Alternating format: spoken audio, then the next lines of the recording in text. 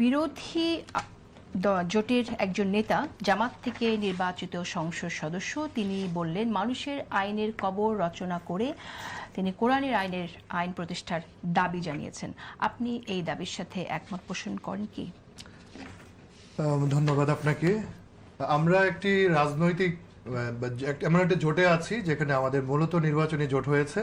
তো আপনারা বিরোধী শিবির থেকে যাদের বক্তব্যের কথা বলেছেন তিনি সম্ভবত একজন জামাত সমর্থিত এমপি এবং জামায়াতের এমপি। আমরা জাতীয় নাগরিক পার্টির পক্ষ থেকে সেই বক্তব্যের দায় আমরা নিব না, কিন্তু তিনি যেহেতু বলেছেন, আপনি প্রশ্ন করেছেন যে আমরা এটাকে সমর্থন করি কিনা। আমরা মনে করি যে বাংলাদেশে যে সরকার ব্যবস্থা রয়েছে এবং সংবিধান যদিও এটা পার্শিয়ালি চলছে, যে সংবিধান সংস্কারের কথা আমরা বলেছি, সেখানে আল্লাহর আইনের সাথে কন্ট্রাডিক্ট করে এমন আইন আমরা আপাতত দেখতে পাচ্ছি না, প্রথমত এটি।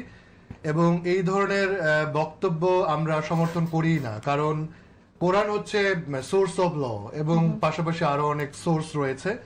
তো সেদিকে না যেয়ে বরঞ্চ আমরা এই আলোচনা করতে পারি যাতে আইনের শাসন, আমাদের যে গণতন্ত্র, আমাদের যে অ্যাকাউন্টেবিলিটি এবং আমরা যে চেক এন্ড ব্যালেন্সের আলাপটি করি, যে সংস্কারের মোটা দাগে যে আলাপটি ছিল, যাতে স্বৈরাচারী কর্তৃত্ববাদী সরকার আবার ঘেরে না বসে, সেই দিকে আলাপ করাটাই আমাদের জন্য যথেষ্ট বা মুখ্য।